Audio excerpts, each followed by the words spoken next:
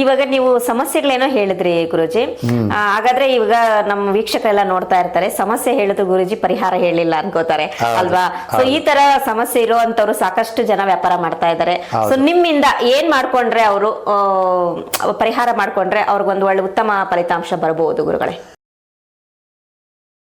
ಮೊನ್ನೆ ಈ ನಡುವೆ ನಮ್ಮ ಯೂಟ್ಯೂಬ್ ಚಾನಲಲ್ಲಿ ಮತ್ತು ಇನ್ಸ್ಟಾಗ್ರಾಮಲ್ಲಿ ಒಂದು ಮಹಾಲಕ್ಷ್ಮಿ ಯಂತ್ರ, ಒಂದು ಬಾಕ್ಸ್ ಇಷ್ಟಪ್ಪ ಬಾಕ್ಸ್ ಇರುತ್ತೆ, ಇಷ್ಟ ಅಗಲ ಇರುತ್ತೆ, 1 ಫೀಟ್ ಇರುತ್ತೆ. ಆ ಥರದ್ದೊಂದು ಮಹಾಲಕ್ಷ್ಮಿ ಯಂತ್ರ ಒಬ್ಬರು ಅಸ್ಟ್ರಾಲಜರ್ ಕೂಡ ಮಾಡಿಕೊಟ್ಟೆ ಈ ನಡುವೆ, ತುಂಬ ಚೆನ್ನಾಗಿದ್ದಾರೆ.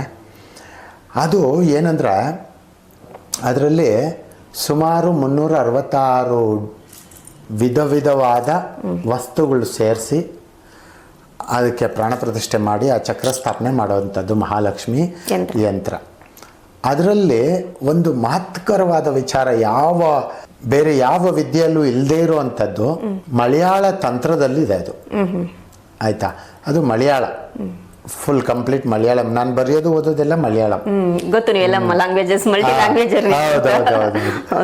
ಸೊ ಆ ಮಲಯಾಳದಲ್ಲಿ ತುಂಬ ಎಷ್ಟು ಚೆನ್ನಾಗಿ ಹೇಳಿದ್ದಾರೆ ಅಂದರೆ, ಓಂ ಕ್ಲೀಂ ಸಾಧ್ಯನಾಮಂ, ಈ ಓಂ ಅನ್ನೋ ಬೀಜಾಕ್ಷರ, ಕ್ಲೀಂ ಅನ್ನೋ ಬೀಜಾಕ್ಷರದ ಜೊತೆಗೆ ಹೆಸರು ಕರ್ಮ ಸಹಿತಮಾನ ಸಾಧ್ಯನಾಮಂ ಅಂದರೆ ಅವ್ರು ಏನು ಕೆಲಸ ಮಾಡ್ತಾರೆ ಅನ್ನೋದನ್ನ ಸೇರಿಸಿ ಅದ್ರ ಜೊತೆಲಿ ಹೆಸರನ್ನ 16 ಸರಿ ಸ್ಥಾಪನೆ ಮಾಡ್ತೀವಿ ಆ ಮಹಾಲಕ್ಷ್ಮಿ ಯಂತ್ರದಲ್ಲಿ. ಮಹಾಲಕ್ಷ್ಮಿ ಯಂತ್ರ ಅಂದ್ರೆ ಎಲ್ಲರಿಗೂ ಗೊತ್ತಿರುವಂತದ್ದು, ಈ ಪ್ರಿಂಟಿಂಗ್ ಆಗಿರೋದು ಅಥವಾ ಯಾವ್ದೋ ಪುಸ್ತಕದಲ್ಲಿರುವಂತದ್ದು. ಇದು ಆ ತರ ಎಲ್ಲೂ ನಿಮ್ಗೆ ಪ್ರಿಂಟಿಂಗ್ ಸಿಕ್ಕೋದಿಲ್ಲ, ಪುಸ್ತಕಗಳಲ್ಲಿ ಸಿಕ್ಕೋದಿಲ್ಲ. ಇದು ಆವಾಗಿನ ಕಾಲದಲ್ಲಿ ನಮ್ಮ ಮುತ್ತಾತರ ಕಾಲದಿಂದಲೂ ತುಂಬ ಗೌಪ್ಯವಾಗಿ ಇಟ್ಕೊಂಡು ಬರ್ತಾ ಇರುವಂಥ ಕೆಲವೊಂದು ಮಲಯಾಳ ತಂತ್ರವಿದ್ಯೆ. ಅದರಲ್ಲಿ ಅಗೋರ್ ತಂತ್ರವಿದ್ಯೆ ನಾವು ಆ್ಯಡ್ ಮಾಡಿದಾಗ ಅದರ ಜೊತೆಗೆ ಇನ್ನಷ್ಟು ಕ್ರಿಯೆಗಳು ಬರ್ತವೆ. ಹೇಗೆ ಅಂದರೆ ಅವ್ರ ಅಂಗಡಿ ಸೈಜು, ಅವರ ವ್ಯಾಪಾರ ಏನು, ಅವರ ಜಾತಕ ಏನು, ಅದಕ್ಕೆ ಸಂಬಂಧಪಟ್ಟು ಎಲ್ಲ ಥರ ಅನಲೈಸ್ ಮಾಡಿ ಡೀಪಾಗಿ ನೋಡಿ ಅವ್ರ ಮೇಲೆ ಏನಾದರೂ ಮಾಟ ಇದೆಯಾ, ಗ್ರಹದೋಷ ಇದೆಯಾ, ಅಥವಾ ಯಾವುದಾದ್ರೂ ಜನ್ಮತಃ ಗ್ರಹಗಳೇನಾದರೂ ವೀಕ್ ಇದ್ದಾವ, ಮತ್ತು ವಿರುದ್ಧ ಗ್ರಹಗಳು ಜೊತೆಯಲ್ಲೇ ಏನಾದರೂ ಕೆಲಸ ಮಾಡ್ತಾ ಇದ್ದಾವ, ಮತ್ತೆ ಭೂತ ಪ್ರೇತ ಪಿಶಾಚಾದಿಗಳು ಮನೆಯಲ್ಲಾಗ್ಲಿ ಅಥವಾ ವ್ಯಾಪಾರ ಸ್ಥಳದಲ್ಲಾಗ್ಲಿ ಸಂಚಾರ ಇದ್ರೆ ಕೂಡ, ಅದರ ಸಂಚಾರ ಇದ್ರೆ ಕೂಡ ವ್ಯಾಪಾರಕ್ಕೆ ಏಟು ಬೀಳುತ್ತೆ. ಮನೆಯಲ್ಲಿರೋರು ಹೆಣ್ಣು ಮಕ್ಕಳ ಮೇಲೆ ಯಾವುದೋ ಒಂದು ದೆವ್ವನ ಏನೋ ಮೆಟ್ಕೊಂಡಿರುತ್ತೆ. ಅದೇ ವ್ಯಕ್ತಿಗೆ ಅಂಗಡಿಯಲ್ಲಿ ವ್ಯಾಪಾರ ಆಗ್ತಾರಲ್ಲ ಅಥವಾ ಅವರ ಬಿಸ್ನೆಸ್ ಅಲ್ಲಿ ಏಳಿಗೆ ಆಗೋದಿಲ್ಲ. ಇದಕ್ಕೂ ಸಂಬಂಧ ಏನಂದ್ರೆ, ನೀವು ಸುಮಾರು 12 ಗಂಟೆ ಹೊತ್ತು ನೀವು ಮನೇಲಿರ್ತೀರ. ಸೊ ಅದರಲ್ಲೂ ಜೊತೆಲಿರ್ತೀರ, ಅವರು ಮಾಡಾಕಿದ್ದು ತಿಂತೀರ. ಸೊ ಅದೇನಾಗುತ್ತೆ, ವ್ಯತ್ಯಾಸ ಮಾಡುತ್ತೆ. ಸೈಂಟಿಫಿಕ್ ಆಗು ವ್ಯತ್ಯಾಸ ಮಾಡುತ್ತೆ, ಸ್ಪಿರಿಚುವಲ್ ಆಗು ವ್ಯತ್ಯಾಸ ಮಾಡುತ್ತೆ. ಈ ರೀತಿ ವ್ಯತ್ಯಾಸ ಮಾಡಿದಾಗಲೂ ಕೂಡ ವ್ಯಾಪಾರಕ್ಕೆ ತುಂಬಾನೇ ಒಂದು ಸಮಸ್ಯೆ ಆಗುತ್ತೆ. ಇನ್ನು ಕೆಲವ್ರಿಗಾದ್ರೆ ವ್ಯಾಪಾರ ಮಾಡ್ತಾ ಇರ್ತಾರೆ, ಸೂಪರ್ ವ್ಯಾಪಾರ ಮಾಡ್ತಾ ಇರ್ತಾರೆ, ಆದರೆ ಗೊತ್ತಿಲ್ದಿರಾನೆ ಸಾಕಷ್ಟು ಸಾಲ ಕೂಡ ಮಾಡ್ಕೊಂಡ್ಬಿಟ್ಟಿರ್ತಾರೆ. ಒಂದಿನ ಅವ್ರನ್ನ ಕುಂಡ್ರಿಸಿ ಕೇಳಿ, ನೀವು ಈ ಸಾಲ ಏನಕ್ಕೆ ಮಾಡಿದ್ರಿ ಅಂತ ಕೇಳಿ, ಅವ್ರಿಗೆ ಗೊತ್ತಿರಲ್ಲ. ಇದು ಭಾಳ ಹೆಣ್ಣುಮಕ್ಕಳು ಇಂಡಿಪೆಂಡೆಂಟ್ ಆಗಿ ಇವಾಗೆಲ್ಲ ವ್ಯಾಪಾರಗಳು ಮಾಡ್ತಾ ಇದ್ರಲ್ವ, ಅವ್ರಿಗೆ ತುಂಬ ನಾನು ಈ ನಡುವೆ ಎಕ್ಸ್ಪೀರಿಯನ್ಸ್ ಮಾಡಿದ್ದು, ಒಂದು 10 ವರ್ಷದಿಂದ ಈಚೆಗೆ ಎಕ್ಸ್ಪೀರಿಯನ್ಸ್ ಮಾಡಿದ್ದು. ಯಾವುದು ಬೆಂಗಳೂರಲ್ಲಿ ಯಾವುದೋ ಒಂದು ಏರಿಯಾ, ಅಲ್ಲಿಂದ ಒಬ್ಬರು ಬಂದಿದ್ರು. ಅವರು ಒಂದು ಮನೆಯಲ್ಲಿ ಒಂದು ಹುಡುಗ ಟೆರ್ರೇಸಲ್ಲಿ ಸೂಸೈಡ್ ಮಾಡ್ಕೊಂಡಿರ್ತಾನೆ. ಆ ಟೆರ್ರೇಸ್ಗೆ ಹೋಗಿ ಬಟ್ಟೆ ಒಣಗಾಕಿ ಬರಬೇಕಾದ್ರೆ ಯಾರೋ ಹೇಳ್ದಂಗೆ ಆಗತ್ತೆ. ಅದಾದಮೇಲೆ ಬರ್ತಾರೆ ಅವರು ಆ ಮನೆಯಲ್ಲಿ ಅದು ಸ್ಟಾರ್ಟ್ ಆಗಿಬಿಡುತ್ತೆ ಅವ್ರ ಮನೆಯಲ್ಲಿ. ಯಾಕಂದರೆ ಒಂಟಿ ಇರ್ತಾಳೆ ಆ ಹೆಂಗಸು. ಒಂಟಿ ಇದ್ದಾಗ ಅವ್ರಿಗೆ ಸ್ಟಾರ್ಟ್ ಆಗುತ್ತೆ. ಸ್ಟಾರ್ಟ್ ಆದಮೇಲೆ ಏನಾಗುತ್ತೆ, ಅವ್ರಿಗೆ ದೊಡ್ಡ ದೊಡ್ಡ ವ್ಯಾಪಾರಗಳು ಮಾಡಬೇಕು, ತುಂಬ ಸ್ಟೈಲ್ ಆಗಿರಬೇಕು, ತುಂಬ ಏನೇನೋ ಮಾಡಬೇಕಂತ ಅವ್ರ ಮೈಂಡ್ ಚೇಂಜ್ ಆಗಿಬಿಡುತ್ತೆ. ಚೇಂಜ್ ಆಗಿ 3 ವರ್ಷ ಸತತವಾಗಿ ಸಾಲ ಮಾಡ್ತಾರೆ. ಸುಮಾರು ಲಕ್ಷಾಂತರ ರೂಪಾಯಿ ಸಾಲ ಮಾಡಿಬಿಡ್ತಾರೆ. ಲಕ್ಷಾಂತರ ರೂಪಾಯಿ ಸಾಲ ಮಾಡಿದ್ಮೇಲೆ ಈ ಥರ ನನಗೆ ಸಾಲ ಜಾಸ್ತಿ ಇದೆ ಗುರೂಜಿ ಅಂತ ಬರ್ತಾರೆ ನನ್ನ ಹತ್ರ. ಸಾಲ ತೀರಬೇಕು, ಏನಾದರೂ ಮಾಡಿಕೊಡಿ.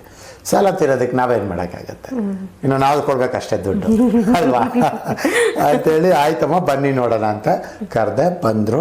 ಬಂದ್ರೆ ಅವರು ಇಲ್ವೇ ಇಲ್ಲ, ಅವ್ರ ಮೈಯಲ್ಲಿ ಅವರಿಲ್ಲ, ಅವ್ರ ಆತ್ಮ ಇಲ್ಲ, ಬೇರೆ ಯಾರೋ ಹುಡುಗ ಇದ್ದಾನೆ.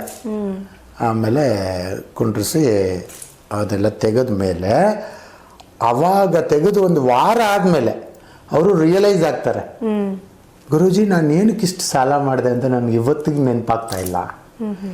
ಈ ಸಾಲ ಏನಕ್ಕೆ ಆಯಿತು ಅಂತ ನನಗೆ ನೆನಪಾಗ್ತಾ ಇಲ್ಲ, ನಾನು ಏನಕ್ಕೆ ಮಾಡಿದೆ ಈ ಸಾಲ ಅಂತ ನೆನಪಾಗ್ತಿಲ್ಲ.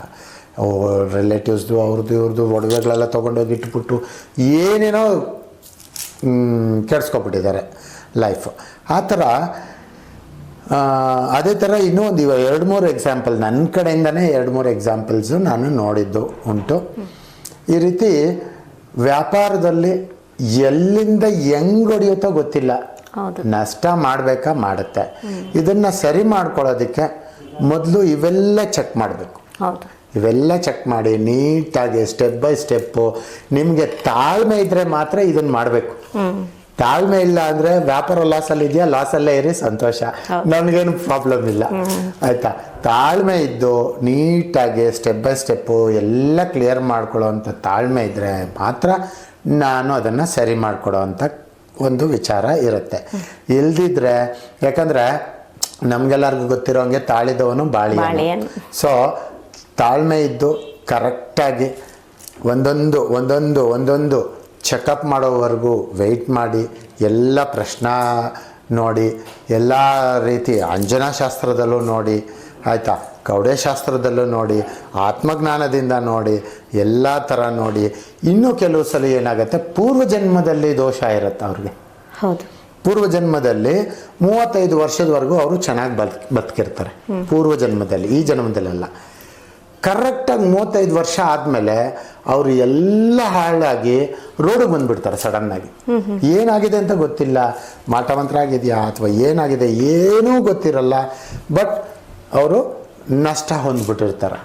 ಇದಕ್ಕೂ ಪೂರ್ವಜನ್ಮಕ್ಕೂ ಸಂಬಂಧ ಏನಿರುತ್ತೆ ಅಂದರೆ, ಅವರು ಆ ಪೂರ್ವಜನ್ಮದಲ್ಲಿ ಅಲ್ಲಿಂದ ಆ ವಯಸ್ಸಿನವರೆಗೂ ಏನೂ ತಪ್ಪು ಮಾಡಿರಲ್ಲ ದೊಡ್ಡದಾಗಿ. ಆ ವಯಸ್ಸಲ್ಲಿ ಏನೋ ಒಂದು ತಪ್ಪು ಮಾಡಿ ದೊಡ್ಡದಾಗಿ ಏನೋ ಒಂದು ಏನಂತಾರೆ ಒಂದು ಪಾಪದ ಕೆಲಸ ಮಾಡಿ, ಅಥವಾ ಆ ಟೈಮಲ್ಲಿ ಅವರು ಸತ್ತೋಗಿರ್ತಾರೆ, ಪಾಪದ ಕೆಲಸ ಮಾಡಿ ಸತ್ತೋಗಿರ್ತಾರೆ, ಅಥವಾ ಅವ್ರು ಯಾರನ್ನಾದ್ರು ಸಾಯಿಸಿರ್ತಾರೋ, ಅಥವಾ ಇನ್ನೇನೋ ಮಾಡಿರ್ತಾರೆ, ಅಥವಾ ಇನ್ಯಾರ್ದೋ ವ್ಯಾಪಾರದಲ್ಲಿ ಹೋಗಿ ಇವರು ಏನೋ ಮಾಡಿಬಿಟ್ಟಿರ್ತಾರೆ, ಮಾಡಿಸ್ಬಿಟ್ಟಿರ್ತಾರೆ. ಅದಕ್ಕೆ ಕರ್ಮ ಫಾಲೋ ಮಾಡುತ್ತೆ ಅನ್ನೋದು. ಅದಕ್ಕೆ ಕರ್ಮ ಫಾಲೋ ಮಾಡುತ್ತೆ. ಈ ಜನ್ಮದಲ್ಲಿ ನಾನು ಏನೂ ಮಾಡಿಲ್ಲ ಅಂತ ಅಳೋರ್ನ ತುಂಬ ಜನ ನೋಡಿದ್ದೀನಿ. ನೀವೆಲ್ಲ ಬರೀ ಹೆಣ್ಮಕ್ಳನ್ನ ಅಳೋರು ನೋಡಿದ್ದೀರಾ, ನಾನು ಜಾಸ್ತಿ ಗಂಡು ಮಕ್ಳು ಅಳೋರ್ನ ನೋಡಿದ್ದೀನಿ. ನನ್ನ ಎದುರುಗಡೆ ಕುತ್ಕೊಂಡು ಅವ್ರು ಅಳ್ತಾ ಇದ್ರೆ ನನಗೆ ಒಂಥರ ಆಗುತ್ತೆ.